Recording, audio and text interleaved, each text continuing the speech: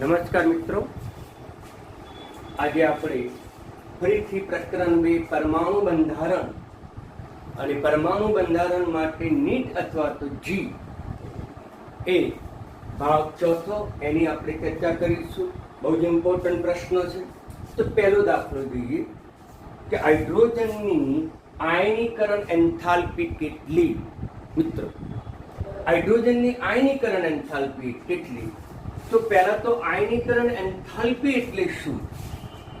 એમાં એન્થાલ્પી એટલે ઉર્જાનું એક સ્વરૂપ છે. ઉર્જાને વિવિધ પરિભાષામાં આપણે દર્શાવીએ છીએ. તે પૈકીની એક પરિભાષા એન્થાલ્પી છે. એન્થાલ્પી અને એન્થાલ્પી માટે શબ્દ છે એચ. એન્થાલ્પી ઉર્જા એન્થાલ્પી સ્વરૂપમાં દર્શાવીશું. આયનીકરણ એટલે શું? આયનીકરણ એટલે આયન બનવું, ધન આયન બનવું. વાયુરૂપ તટસ્થ પરમાણુ હોય એમાંથી ઇલેક્ટ્રોનને દૂર કરવા માટે, પરમાણુમાંથી ઇલેક્ટ્રોનને સંપૂર્ણ દૂર કરવા માટે જે ઉર્જા આપવી પડે એ ઉર્જાને આપણે આયનીકરણ ઉર્જા તરીકે ઓળખીએ. આ વ્યાખ્યા બરાબર સમજી લેજો. તો પછી હાઇડ્રોજન પરમાણુના ઇલેક્ટ્રોનને સંપૂર્ણ દૂર કરવો છે. તો પહેલા નક્કી કરો કે હાઇડ્રોજનનો પરમાણુ પ્રથમ કઈ કક્ષામાં હતો? તો પ્રથમ પહેલી કક્ષામાં જ હતો અને સંપૂર્ણ દૂર કરવો છે. તો ઇલેક્ટ્રોનને ક્યાં લઈ જવો પડે? અનંત કક્ષામાં. મેં ગઈકાલે અનંત કક્ષાની ચર્ચા કરી હતી ગયા લેક્ચર્સમાં. પણ આ અનંત કક્ષા એટલે શું?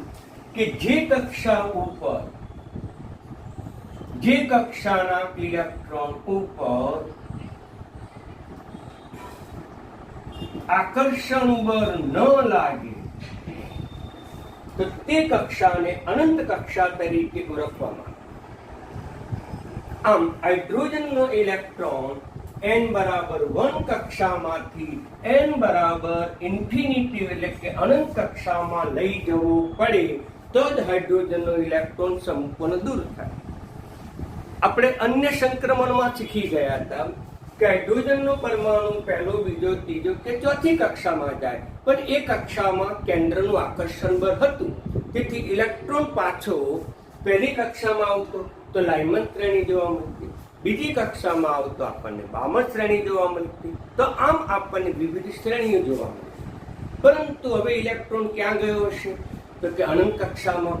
અને એ કક્ષામાં ગયેલા ઇલેક્ટ્રોન ઉપર કેન્દ્રનું આકર્ષણ બળ હોતું નથી, માટે ત્યાં ગયેલો ઇલેક્ટ્રોન પાછો આવતો નથી. એટલે આયનીકરણ થયું. આમ ઇલેક્ટ્રોનને પ્રથમ કક્ષામાંથી અનંત કક્ષામાં લઈ જવો પડે અને એના માટે જે ઉર્જા આપવી પડે એને જ આયનીકરણ ઉર્જા કહેવામાં આવે. આમ ઇલેક્ટ્રોનને પ્રથમ કક્ષામાંથી અનંત કક્ષામાં લઈ જવા માટે આપવી પડતી ઉર્જાને આપણે આયનીકરણ એન્થાલ્પી કહીએ છીએ. અને આયનીકરણ એન્થાલ્પી અથવા તો ઉર્જાનો ફેરફાર ગણવા માટે ગઈકાલે મેં કેટલાક દાખલા પણ ગણાયા હતા. ત્યાં આપણે એવો દાખલો હતો n બરાબર 4 માંથી બીજી કક્ષામાં, n બરાબર 5 માંથી પહેલી કક્ષામાં અથવા તો બીજી. આવા ઘણા બધા દાખલાઓ આપણે સમજ્યા હતા. એ જ પ્રકારના પ્રશ્નો છે. તો અહીંયા કયા સૂત્રનો ઉપયોગ કરીશું? તો એના એ જ સૂત્રનો ઉપયોગ કરીશું. 2.18 ગુણાકારમાં 10⁻18, જેને આપણે રીસબર્ગ અચળાંક તરીકે ઓળખીશું. ઝેડ એટલે આપણે કહીશું પરમાણુ ક્રમાંક. Ni એટલે I એટલે ઇનિશિયલ, ઇનિશિયલ એટલે પ્રારંભિક કક્ષા કઈ. Nf, F એટલે અંતિમ કક્ષા, ફાઇનલ કક્ષા કઈ. આ મૂલ્યો જો તમને આવડે તો આ દાખલો તમે સરળતાથી ગણી શકો. તો અહીં Z બરાબર 1 થશે, કારણ કે હાઇડ્રોજન પરમાણુ છે અને હાઇડ્રોજન પરમાણુ હોવાથી Z બરાબર 1 થશે. આગળ તો Ni, I એટલે પ્રારંભિક કક્ષા. પ્રારંભિક કક્ષા કઈ હતી? ઇલેક્ટ્રોન સૌપ્રથમ કઈ કક્ષામાં હતો? મિત્રો સૌપ્રથમ પહેલી કક્ષામાં હતો એટલે 1. Nf, F એટલે ફાઇનલ, ફાઇનલ એટલે અંતિમ. તો અંતિમ કક્ષા, અંતિમ કક્ષા મિત્રો કઈ હતી? તો કે ઇન્ફિનિટી. આમ ઇલેક્ટ્રોનને પ્રથમ કક્ષામાંથી ઇન્ફિનિટી કક્ષામાં લઈ જવો પડે એ વખતે આપણી પડતી ઉર્જા કેટલી? હવે મિત્રો આપણે સૂત્રમાં કિંમત મૂકી દઈશું. 2.18 ગુણાકારમાં 10⁻18. Z એટલે પરમાણુ ક્રમાંક 1 એટલે 1 નો વર્ગ આવશે. પ્રારંભિક કક્ષા 1 હતી એટલે 1 નો વર્ગ આવશે. અંતિમ કક્ષા ઇન્ફિનિટી હતી એટલે ઇન્ફિનિટી નો વર્ગ આવશે. અગાઉ ઘણી વખત મેં ચર્ચા કરી છે કે 1/∞ = 0. તેથી કહી શકાય કે 1/∞² = 0.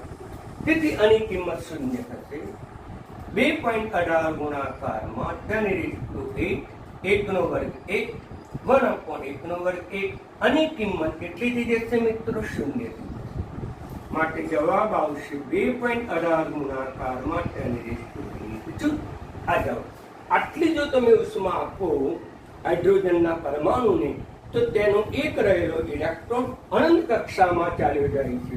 એટલે હાઇડ્રોજન પરમાણુમાંથી કયો આયન બની ગયો? H+ આયન બની ગયો. ઓકે મિત્રો, તો આ રીતે જવાબ આવશે. માટે આનો જવાબ કયો આવશે? તો આનો જવાબ B આવશે. ઓકે, હવે ફરીથી આપણે બીજો દાખલો જોઈએ. બરાબર સમજીએ કે જો તમને આમ પૂછે H ગેસ H+ ગેસ વત્તા 1 ઇલેક્ટ્રોન ની ઉર્જા ગણો. મિત્રો આવો દાખલો પૂછે તો જવાબ શું આવે મને કહેશો? આનો અર્થ એમ થયો કે હાઇડ્રોજન એક તટસ્થ પરમાણુ છે, એમાંથી H+ બનાવવો છે, એમાંથી ધન આયન બનાવવો છે. એટલે કે ઇલેક્ટ્રોનને સંપૂર્ણપણે આપણે દૂર કરવો છે અને સંપૂર્ણપણે આપણે ઇલેક્ટ્રોનને દૂર કરવો છે. તો પછી કઈ ઉર્જાથી? આયનીકરણ ઉર્જાથી. માટે આ જ પ્રશ્ન તમને આ રીતે પણ પૂછી શકે. H ગેસ H+ વત્તા 1 ઇલેક્ટ્રોન ડેલ્ટા E ખાલી જગ્યા. તો પ્રશ્ન પૂછવાની પરિભાષા બદલાયેલી છે, પણ પ્રશ્નનો ઉકેલ તમને એક જ પદ્ધતિથી મળશે. આનો જવાબ પણ આ જ રીતે આવશે. આ પ્રશ્નનો જવાબ પણ આ રીતે આવશે. આ પ્રશ્નનો જવાબ પણ આ રીતે આવશે. આમ 3 પરિભાષામાં તમને MCQ નીટ જેમાં પ્રશ્નો પૂછી શકે. આનો અર્થ પણ એ જ થયો કે હાઇડ્રોજનમાંથી H+ થવા માટે ઇલેક્ટ્રોનને સંપૂર્ણ ગુમાવવો પડે અને ઇલેક્ટ્રોન સંપૂર્ણ ગુમાવવો પડે એટલે આયનીકરણ ઉર્જા આપવી પડે. અને આયનીકરણ ઉર્જા એટલે પહેલી કક્ષામાં રહેલો ઇલેક્ટ્રોન અનંત કક્ષામાં ચાલે છે. અનંત કક્ષા એટલે શું? જે કક્ષા ઉપર કેન્દ્રનું આકર્ષણ બળ ન હોય. અનંત કક્ષામાં ગયેલો ઇલેક્ટ્રોન કદાપી પાછો આવી શકતો નથી. માટે ઇલેક્ટ્રોન સંપૂર્ણ દૂર થાય એટલે હાઇડ્રોજન પરમાણુમાંથી H+ બની. મિત્રો ક્લિયર કોન્સેપ્ટ?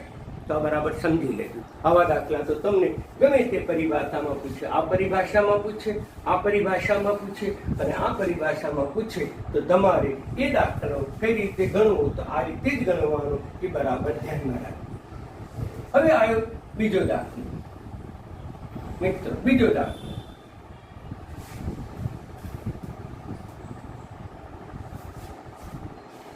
તો બીજો દાખલો આપણે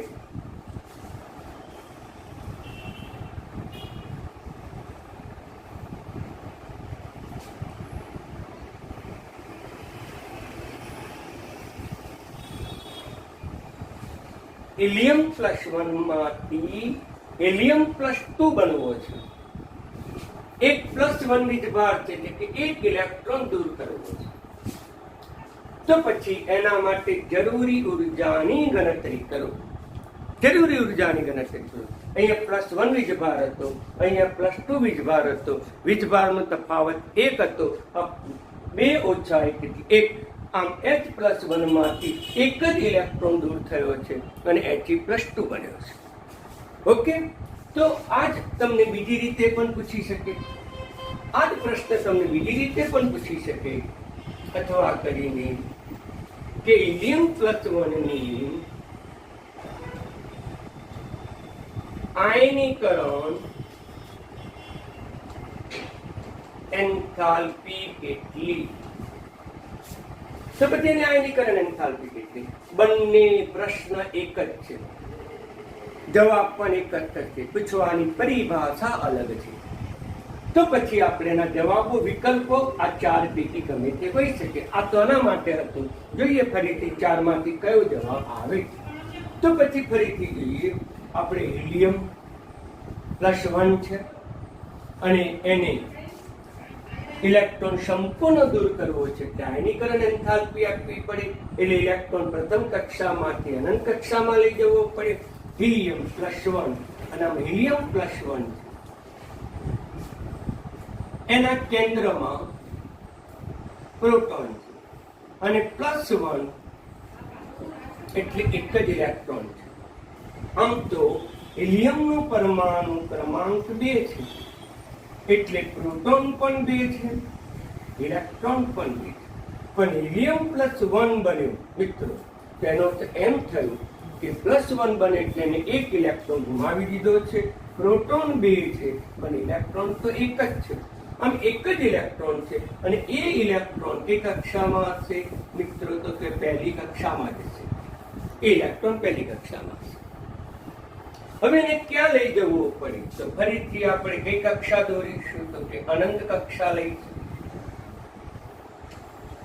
અનંત કક્ષા એટલે કે ઇન્ફિનિટી કક્ષા. અનંત કક્ષા કોને કહેવાય? તો જે કક્ષાના ઇલેક્ટ્રોન ઉપર કેન્દ્રનું આકર્ષણ બળ ન હોય એટલે કે આ ઇલેક્ટ્રોન પાછો આવતો નથી. ઓકે મિત્રો, તો પછી ઇલેક્ટ્રોન પહેલી કક્ષામાંથી ક્યાં લઈ જવો પડે? અનંત કક્ષામાં. તો આના જ સૂત્રનો ઉપયોગ કરીશું. પણ અહીંયા પરમાણુ ક્રમાંક Z કેટલો છે મિત્રો? તો કે 2. Ni એટલે કે પ્રારંભિક કક્ષા અને પ્રારંભિક કક્ષા એટલે પહેલી. Nf એટલે અંતિમ કક્ષા અને અંતિમ કક્ષા એટલે ઇન્ફિનિટી થશે મિત્રો. અંતિમ કક્ષા આ બધી જ કિંમત આપણે આમાં મૂકી દઈએ. 2.18 ગુણાકાર માટે 10⁻18 - Z² છે મિત્રો, એટલે Z એટલે કેટલો? 2 સ્ક્વેર 1/1/2 1/∞. પણ મિત્રો 1/∞ = 0, તેથી 1/∞² બરાબર પણ 0 થશે. હવે એનો ઉકેલ મેળવીએ. 2 નો વર્ગ 4 1 0. આનો તમે ગુણાકાર શોધશો તો 8 2 8.13 ગુણાકારમાં 10⁻⁻8 જૂલ. મિત્રો આટલો જવાબ આવશે લગભગ. તો પછી તમને નીટમાં આટલો જવાબ લખેલો છે એટલે કે બી જવાબ તમારે આવશે. એટલે આના માટે આવશે બી જવાબ. ઓકે મિત્રો, બરાબર ખ્યાલ આવી ગયો? તો આયનીકરણ એન્થાલ્પી કેટલી એ દરેકને ખબર પડી. હવે મારો પ્રશ્ન અલગ કે H+ કરતા He+1 ની આયનીકરણ એન્થાલ્પી કેટલા ગણી? મિત્રો કેટલા ગણી થશે? તો કહી શકાય H+ કરતા He+1 ની આયનીકરણ એન્થાલ્પી કેટલા ગણી થશે? 4 ગણી થશે. કારણ કે ફેર ક્યાં આવશે? હાઇડ્રોજન માટે 1 જ્યારે હિલિયમ માટે 2 આવશે, એટલે એનો જવાબ આવશે 4 ગણી. આમ H+ માંથી જે ઇલેક્ટ્રોન દૂર કરો, આમ હાઇડ્રોજન માંથી ઇલેક્ટ્રોન જ્યારે દૂર કરવો છે ત્યારે આટલી ઉર્જા આપવી પડે. અને હિલિયમ+1 માંથી ઇલેક્ટ્રોન દૂર કરવો છે ત્યારે આટલી ઉર્જા આપવી પડે. માટે આમાંથી ઇલેક્ટ્રોન દૂર કરવા માટે આપવી પડતી ઉર્જા કરતા આમાંથી ઇલેક્ટ્રોન દૂર કરવો હોય ત્યારે આપવી પડતી ઉર્જા કેટલા ગણી થઈ શકે?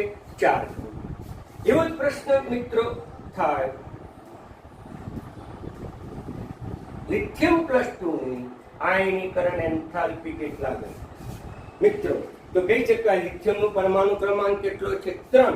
તો અહીંયા કેટલા મૂકીશું 3, તો 3 9, તો કહી શકાય કે તેના કરતા 9 ગણી છે.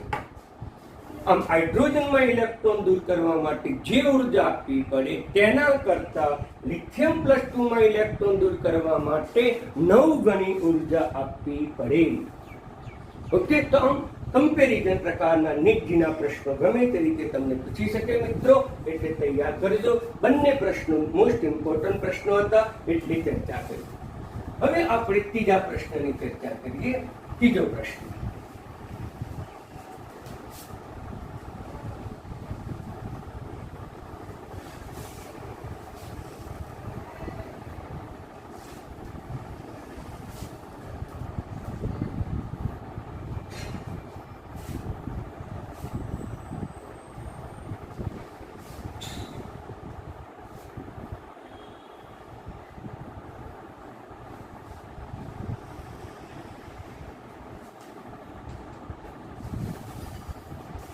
હાઇડ્રોજન પરમાણુની બામર શ્રેણીમાંની સૌથી લાંબા સંક્રમણ માટેની તરંગ સંખ્યા ગણવાની છે મિત્રો. હવે આપણે લાંબી સંક્રમણ થાય ત્યારે એની તરંગ સંખ્યા કેટલી એ આપણે શોધવાની છે. પહેલું તો લાંબુ સંક્રમણ ક્યાં જોવા મળે? તો મિત્રો લાંબુ સંક્રમણ હંમેશા પાસેની કક્ષામાં જોવા મળે. લાંબુ સંક્રમણ, કારણ કે તમે જ્યારે શ્રેણીની મેં ચર્ચા કરી હતી ત્યારે આ બધી જે કક્ષાઓ હતી એ મેં ધીમે ધીમે પાસે દોરેલી છે. જુઓ, અહીંયા આપણે n બરાબર 1 લઈએ, 2 3 4 5. તો લાંબુ સંક્રમણ જો લાયમન શ્રેણી માટે લેવામાં આવે, લાંબુ સંક્રમણ એટલે અંતર વધારે, તો લાંબુ સંક્રમણ કહેવાય. તો લાયમન શ્રેણીમાં આ પહેલી અને બીજી કક્ષા જે છે એનું અંતર વધારે છે, માટે લાયમન શ્રેણી માટે લાંબુ સંક્રમણ એ n2 માંથી n1 કહેવાય. n2 માંથી n1 કહેવાય. મિત્રો બરાબર ખ્યાલ આવી ગયો?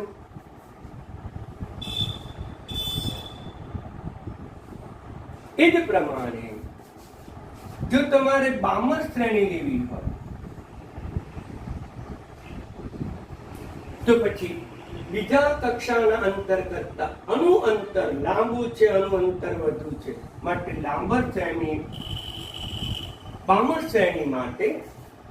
બામર શ્રેણી માટે લાંબુ સંક્રમણ હંમેશા પાસેની જ કક્ષામાં હોય.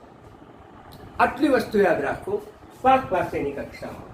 તો પછી પાસેની કક્ષામાં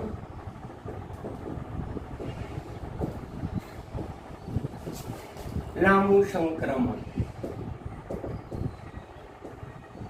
થાય. પાસેની કક્ષામાં લાંબુ સંક્રમણ થાય. બરાબર સમજી લેજો. તો આપણે પહેલી આવતી હતી કે લાયમન શ્રેણી. મિત્રો લાયમન શ્રેણી, તો લાયમન શ્રેણી માટેનું લાંબુ સંક્રમણ ગણવું હોય તો n2 માંથી n1 થાય. એ જ રીતે બામર શ્રેણી માટે ગણવું હોય તો પછી થશે, બામર શ્રેણી ક્યારે જોવા મળે કે ઊંચી કક્ષામાં ગયેલો ઇલેક્ટ્રોન ત્રીજી ચોથી પાંચમી કક્ષામાં ગયેલો ઇલેક્ટ્રોન બીજી કક્ષામાં આવે ત્યારે આપણને બામર શ્રેણી જોવા મળે. ત્યારે આપણને લાંબુ સંક્રમણ કઈ જોવા મળે? ત્રીજામાંથી બીજા. એ જ રીતે પાસન શ્રેણી લઈએ તો ક્યારે જોવા મળે કે ઊંચી કક્ષામાંથી ત્રીજી કક્ષામાં આવે. પણ પાસેની કક્ષા કઈ? તો ચોથી માંથી ત્રીજી. એટલે જો આપણે પાસન શ્રેણી લઈએ એનું સંક્રમણ, લાંબુ સંક્રમણ જો આપણે વિચારીએ તો પાસેની કક્ષા કઈ? ચોથી ત્રીજી. તેથી કહી શકાય n ચોથામાંથી n ત્રીજા. તો આમ પાસેની કક્ષાઓ માં જ્યારે સંક્રમણ થાય ત્યારે એનું લાંબુ સંક્રમણ તરીકે સ્વીકાર કરવામાં આવે છે. તેથી લાંબુ સંક્રમણ ક્યારે થાય? 5 પાસેની કક્ષા હોય ત્યારે હંમેશા લાંબુ સંક્રમણ થાય. ઓકે મિત્રો, તો હવે આપણે ચર્ચા કરીએ. મેં પહેલા થિયરી સમજાવી દીધી જીનીટ માટેનું. ફરીથી જોઈએ કે લાંબુ સંક્રમણ કોને કહીશું? તો 5 પાસેની કક્ષામાં જે સંક્રમણ થાય તેને લાંબુ સંક્રમણ તરીકે ઓળખવામાં આવે. બામર શ્રેણી છે, તો બામર શ્રેણીમાં આપણે બધી જ કક્ષામાં ગયેલો ઇલેક્ટ્રોન કઈ કક્ષામાં આવે છે મિત્રો? તો બધી જ કક્ષામાં ગયેલો ઇલેક્ટ્રોન એ બીજી કક્ષામાં આવે છે.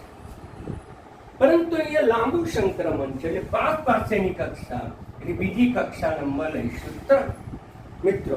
તો આપણે લઈશું 3. ઓકે, તો પછી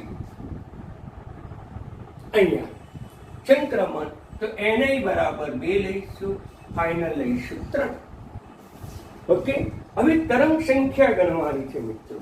તો તરંગ સંખ્યા માટે સૂત્ર આ લઈશું 1.09 677 1/ni²1/nf² સેન્ટીમીટર ઇન્વર્સ. મિત્રો, આ સૂત્રનો આપણે ઉપયોગ કરીશું.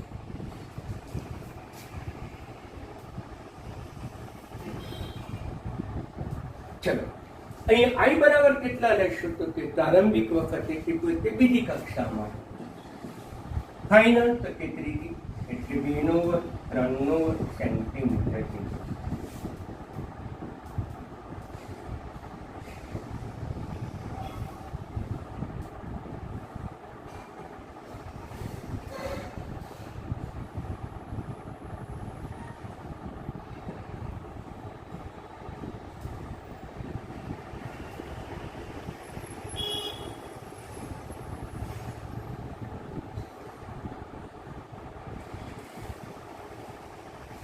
ઓકે મિત્રો, હવે તમે જો આનો ગુણાકાર કરશો 9 થશે 36 લીધી.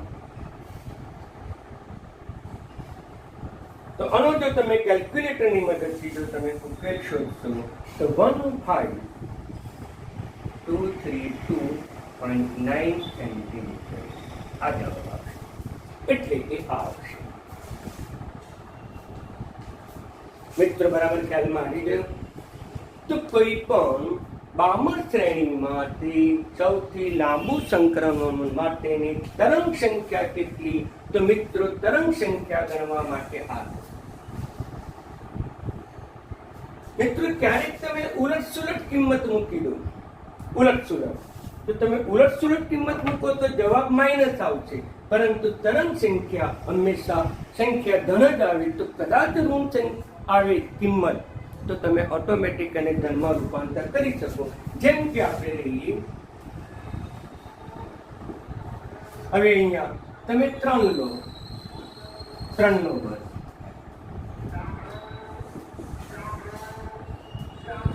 અહીંયા 3 લીધું. હવે અહીંયા તમે કેટલા લેશો? તો કે 2 નો વર્ગ.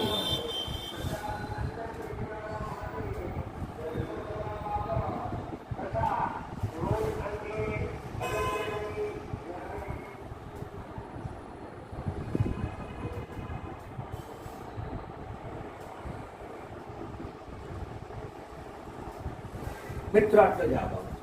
કદાચ જો કિંમત તમે મૂકવામાં ઉલટ-સુલટ કરી તો જવાબ ઋણ આવે, પરંતુ સંખ્યા હંમેશા ધન જ હોય તો ઋણ જવાબને ધનમાં રૂપાંતર કરી દો. એટલે ભૂલમાં જો તમે આ ગણતરી કરી હોય તો ઋણ આવે, પરંતુ તમારે કિંમત તેમાં રૂપાંતર કરી દેવાની, ધનમાં રૂપાંતર કરી દેવાની. ધનમાં રૂપાંતર કરી એટલે સીધો જવાબ આવે મિત્રો. એટલે આપણો જવાબ B આવે. ઓકે, એટલે બિલકુલ સરળ છે. અને જો બામરની જગ્યાએ લાયમન પૂછ્યું હોત તો, જો તમને લાયમન પૂછે તો તમારે આની જગ્યાએ 1 લખવાનું, આની જગ્યાએ 5 પાસેની કક્ષાઓ ધ્યાનમાં લેવાની. હવે છેલ્લો દાખલો એ પણ ઇમ્પોર્ટન્ટ છે. n બરાબર 6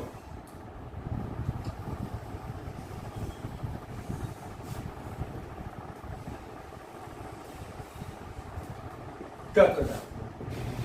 તો એના માટે સૂત્ર છે મિત્રો, બરાબર ધ્યાનમાં રાખજો.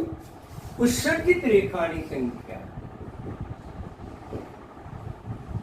ઉત્સર્જિત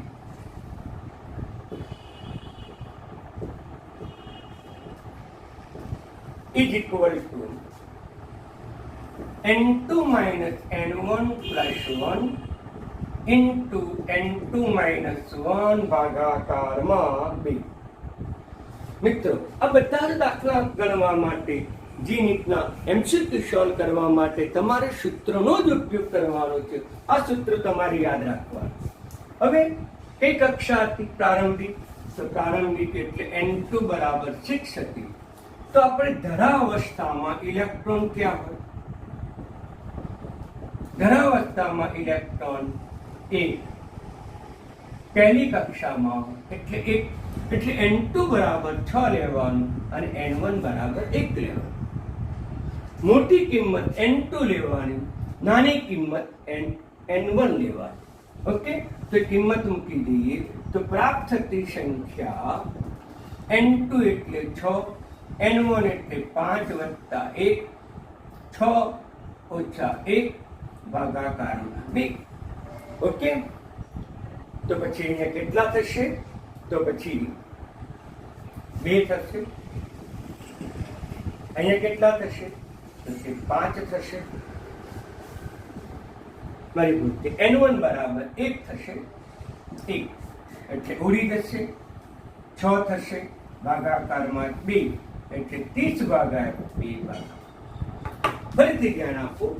ઉત્સર્જિત રેખાની સંખ્યા માટે મિત્રો તમારે આ સૂત્ર યાદ રાખવું પડશે અને આ સૂત્રની મદદથી કોઈ પણ ઉત્સર્જિત થતી રેખાની મહત્તમ સંખ્યા ગણી શકીએ. અહીંયા n બરાબર 6 માંથી આપી છે એટલે n2 બરાબર 6 લઈશું અને ધરાવસ્થામાં આવે એટલે n1 બરાબર 1 લઈશું. એટલે આપણે n2 બરાબર 6 મૂકીશું, n1 બરાબર 1 મૂકીશું, સાદું પાડીશું.